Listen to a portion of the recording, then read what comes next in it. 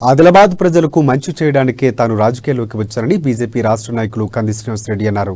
ఆదిలాబాద్ పట్టణంలోని తన క్యాంపు కార్యాలయంలో చేరికల సందర్భంగా ఆయన ప్రసంగించారు. కంది శ్రీనివాసరెడ్డి సేవా కార్యక్రమాల పట్ల ఎమ్మెల్యే జోగురామన్న అవినీతిపై ధ్వజమెత్తుతున్న తీరు పట్ల ఆకర్షితులై ఆయన సమక్షంలో పార్టీలోకి చేరుతున్నారు.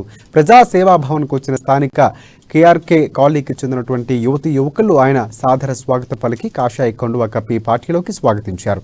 అనంతరం ఆదిలాబాద్ నియోజకవర్గ ప్రజలకు జోగురామన్న చేస్తున్న అన్యాయాలపై తీవ్ర స్థాయిలో విరుచుకుపడ్డారు కంది శ్రీనివాసరెడ్డి.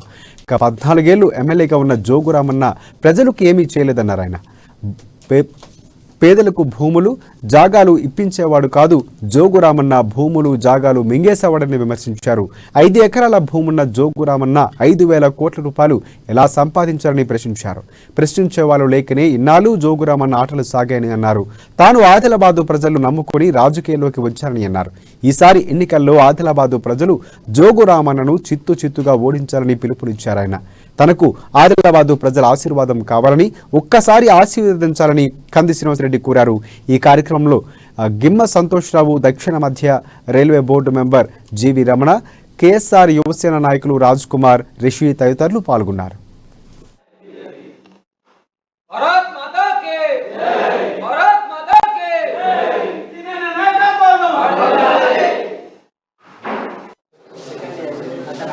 జోగురామన్న అంటే భూములు జాగాలు ఇప్పించేటోడు కాదు, భూములు జాగలు మింగేసేటోడే జోగురామన్న.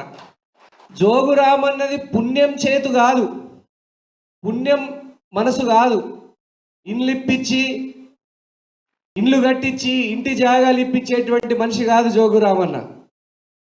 ఇంటి జాగాలు మింగేసి, ఇండ్లని మింగేసి, గుడిని మింగేసి, గుడిలో లింగాన్ని మింగేసి, అరచేతిలో వైకంఠం చూపించి ఎలక్షన్లు వచ్చేటప్పుడు అగోడ డబుల్ బెడ్రూమ్ ఇల్లు వస్తుంది, మీరు అందరు ఇండ్లు ఇడ్చుకోండి, ముగ్గులు వేయండి, ఇక రేపు వస్తాయిగా ఎల్లుడు వస్తాయి, మీ అందరికి డబుల్ బెడ్రూమ్ ఇల్లు వస్తాయని అరచేతిలో వైకుంఠం చూపి ఆయన మాత్రం 4,300 ఎకరాల భూమిని మహారాష్ట్రలో కొనుక్కున్నాడు. 4,300 ఎకరాలు.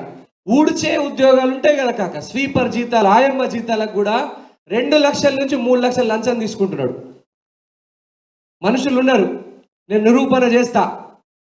జోగురామన్న గారు, నేను నిర్దిష్టమైన ఆరోపణలు చేసిన ఆదిలాబాద్ ప్రజల కోసం జోగురామన్న నాకు పరువు నష్టం దావా వేసి నాకు పరువు నష్టం నోటీసులు ఇచ్చిననే భయపడా.